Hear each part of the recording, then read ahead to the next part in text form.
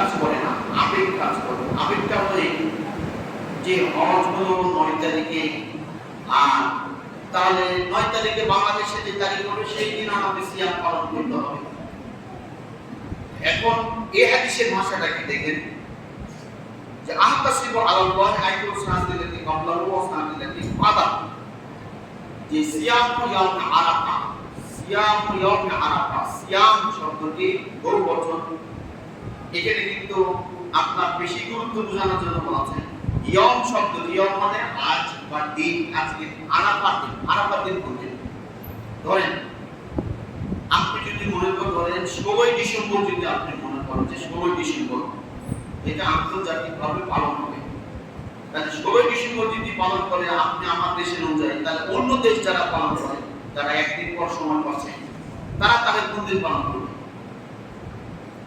ওই দিবসটা কোন দিন হবে? তাহলে আপনার ওই দিনটা কিন্তু অন্য দেশে যারা বসবাস করে তাদের কোন তারিখ হলো এটা দেখার বিষয় না। আরাফার মাঠটাকে আপনাকে টার্গেট করতে হবে, যে আরাফার মাঠ কোন দিন, হজ কোন দিন হচ্ছে। তো যেই দিন হাজিরা হজ আদায় করছে সেই দিন আপনাকে সিয়াম পালন করতে হবে। তাহলে আমাদের 8 তারিখ হচ্ছে, 8 জিলহজ হচ্ছে, তাহলে আপনি 8 তারিখ আপনি সিয়াম পালন করবেন। এরপরে যদি আপনি লাগাতার আপনার সিয়াম আগে থেকে থাকেন 2-4 দিন, তাহলে ওর সাথে পার হয়ে গেল, তাহলে তার কোনো ঝামেলা থাকলো না। কিন্তু আপনি যদি শুধু আরাফার দিনে সিয়াম থাকেন, তাহলে আপনাকে বাংলাদেশে যে তারিখ সেই দিন 8 তারিখে আপনাকে রোজা রাখতে হবে, অর্থাৎ 7 তারিখে দিন গিয়ে আপনার রাত্রে সাহারি খেতে হবে। 8 তারিখ দিন পুরো হলো আপনার সিয়াম, তাহলে পুরো আপনি আরাফার মাঠের সাথে আপনার সংযোগ হবে। আর যদি 9 তারিখে করেন তাহলে ওই দিন মাঠ ফাঁকা, 2টি দল খেলতে যায়, একটি দল অনুপস্থিত হলে তাহলে আরেক দল কি করে, রেফারি বা কমিটি সিদ্ধান্ত দেয় যে তাহলে ফাঁকা হবে। তাহলে আপনি তাহলে ফাঁকা বলে দিতে যাচ্ছেন যে হাজিরা মাঠে নেয়, তাহলে আজকে আমি একাই সব লিখে দিব, বলতে বলবো। একটু চিন্তা ভাবনা তা আমাদের একটু বোঝা রেখে দেব, আমাদের দেশে আলেম ওলামাদেরও বোঝা যে বলছে না আমাদের কারো সময় হয়নি, তাহলে এখন বলছে তাহলে কুরবানি করেন আপনি 9 জিলহজ, ওরা ওদিকে 10 করতেছে, আমাদের 9 দিন, তাহলে 9 তারিখে আপনি কুরবানি করেন। 9 তারিখের তারিখ নির্ধারিত, যে সমস্ত ইবাদতের তারিখ নির্ধারিত ওই তারিখই আপনার জন্য বাস্তবায়ন আপনার ইবাদত। কথাটা কি বুঝছেন? যে সমস্ত ইবাদতের তারিখ নির্ধারিত, দিন নির্ধারিত, তার ওই তারিখ বাস্তবায়ন করা, দিন নির্ধারণ করা, দিনটাই হলো আপনার ইবাদত। ওটাকে আপনার ফলো করতে হবে, ওটা তো আপনি কেউ করে দেখবেন। বলে আল্লাহ তাআলা ঘোষণা দিয়েছেন যে এই কয়েকদিন হচ্ছে গুরুত্বপূর্ণ দিন, এই দিন হলো এই কাজ, অমুক দিন অমুক জায়গায় থাকবে, অমুক দিন অমুক জায়গায় থাকবে।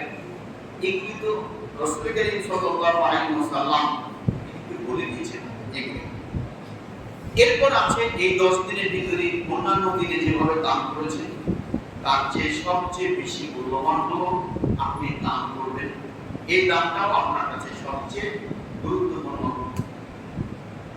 এই হচ্ছে আপনার জিলহজ মাসের 10 দিনের গুরুত্বপূর্ণ কিছু তালিকা আপনার সামনে পেশ করলাম। এবার আসেন জিলহজের চাঁদ দেখার বিষয়।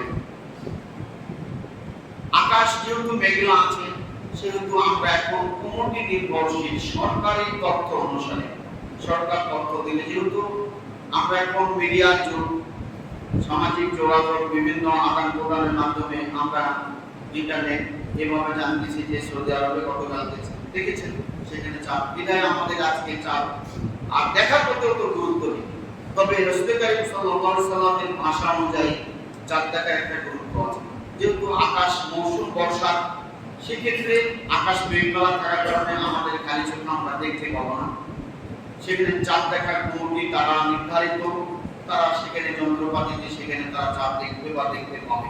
এই সময় চাঁদ দেখার পর আল্লাহুম্মা আহল্লাহু আলাইনা বিল আমনি ওয়াল ইমান ওয়াস সালামাত ওয়াল ইসলাম রাব্বি ওয়া রাব্বুকাল্লাহ হিলালুন রুসতুন ওয়া খায়রুন। এটা তিরমিজির একটা হাদিস। তিনি বলছেন যে আল্লাহ তাবারক ওয়া তাআলা আমাদের উপরে যে নতুন একটি চাঁদ হেলাল, আমার হলো পূর্ণ যেটা বয়স হয় এটাকে বলা হয় আমার, আর যেটা নতুন কেবলই আজকে উঠতেছে ওর নাম হলো হেলাল, এটা নতুন চাঁদ। এটা বিল আমনি ওয়াল ঈমানি, এটা মানে নিরাপদ, কোনো বালা মুসিবত ছাড়া বা ইমানের বিল্লাহ ওয়াসসালামা এবং শান্তি ওয়াল ইসলাম এবং ইসলাম রব্বি রব্বিকুম সে আমার রব এবং তোমাদের রব যে আল্লাহ তাআলা এটাকে আমাদের জন্য নির্ধারিত করে দিয়েছে, অর্থাৎ চাঁদ উঠার এবং ডুবার সাথে ইবাদতের সম্পর্ক। Please subscribe this channel. Thanks for watching.